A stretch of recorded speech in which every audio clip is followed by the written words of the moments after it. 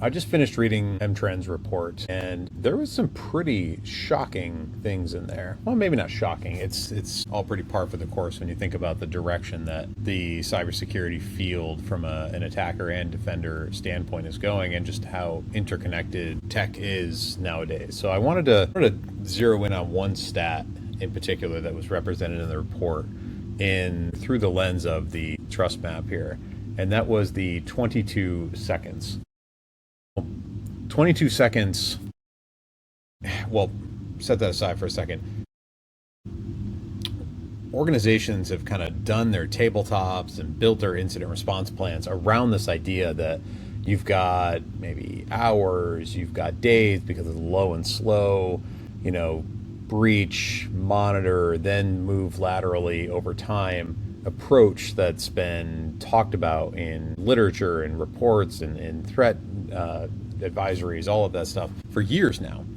And what this data is telling us is, and I don't think it was presented as kind of scare tactics FUD, but what this data is telling us is that that initial point of compromise to the next series of actions inside of a post-compromise, post-exploit is trending significantly shorter. Obviously, they're representing 22 seconds as a mean or an average time for triggering that next action. And I mean, a couple of things jump out to me about that. One is the analyst-driven security operations center monitoring the alert, triaging it through tier 1, tier 2, tier 3 operations, tier 3 kind of review tiers. That is wildly too slow in this day and age of almost near instant actions and reactions. And then it also tells me that, like, if we do not have the right kind of data going into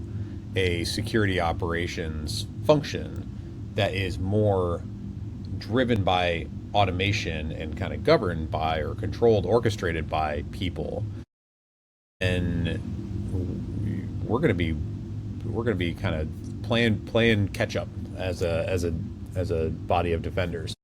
Now, if you think about the threat detection and security operations center function, this is one of the most interconnected functions in a cybersecurity program. And I mean, this picture kind of paints it nicely. Like it connects to damn near everything in an organization, and that is remarkable on many levels.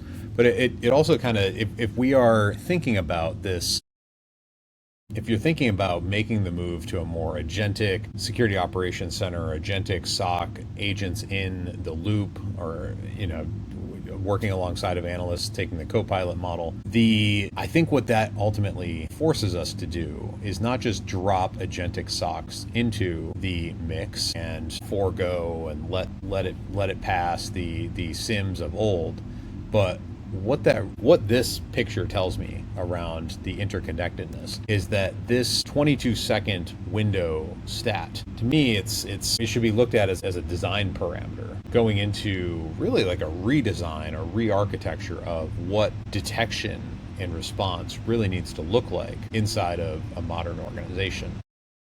Yes, you can look at all of the different things that flow out of this from a dependency standpoint, and that's going to be relevant. There's going to be lots of stakeholders that go into having conversations and doing work around threat detection. But before you jump into just dropping new vendors in, really step back and think about I don't have a better word for it other than architecture of how your organization is approaching detection. And that's going to come down to data. Where is all the data coming from? Where is it going to go? How is it going to be accessed? How is it going to get used?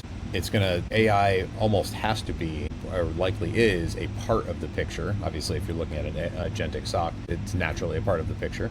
But where does your automation fit into this? Even if it's, your more traditional SOAR-like technologies, where does that fit into all of the data? And are they working in a kind of tandem-like design such that there's really not delay?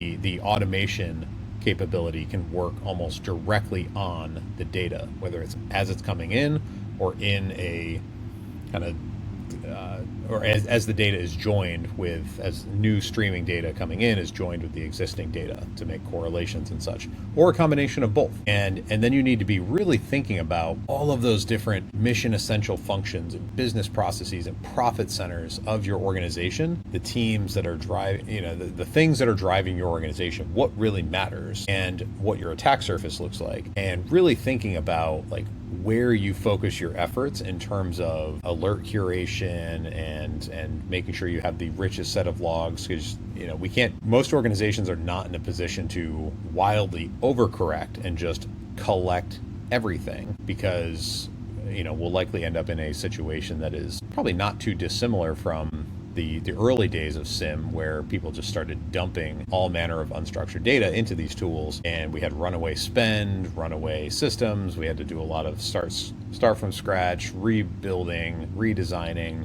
It was very messy on many levels. And so taking a thoughtful approach to the data that you're, the data inventory that you're bringing in, how that maps to your asset inventory and your attack surface, and again, those mission essential functions and such, all of that stuff really, truly matters. And so taking reports like this M-Trends report and starting to work backwards from key figures like that 22-second call out into design sessions, into thoughtful planning sessions with your team, and not just your security team, but your broader IT team and engineering team, to really make sure that you're getting this right from a process, data, system integration standpoint, is going to be really important. And in a future video, I want to break down and start to talk about one of the threat detection is obviously key. That flows very, very closely into this whole domain around incident response. If you do have an incident that is flagged,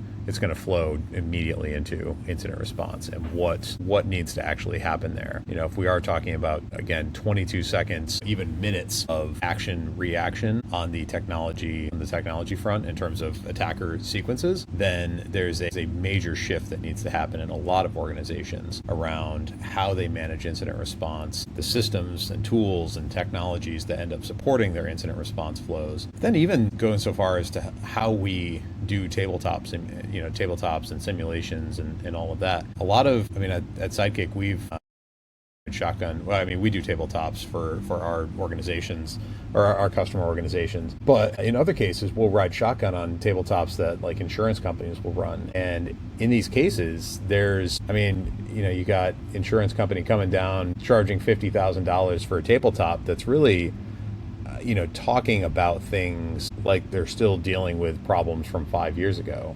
Slow, methodical, breach happens. All right, what are we all going to do? We're going to get in a room. We're going to talk through it because we have all this time.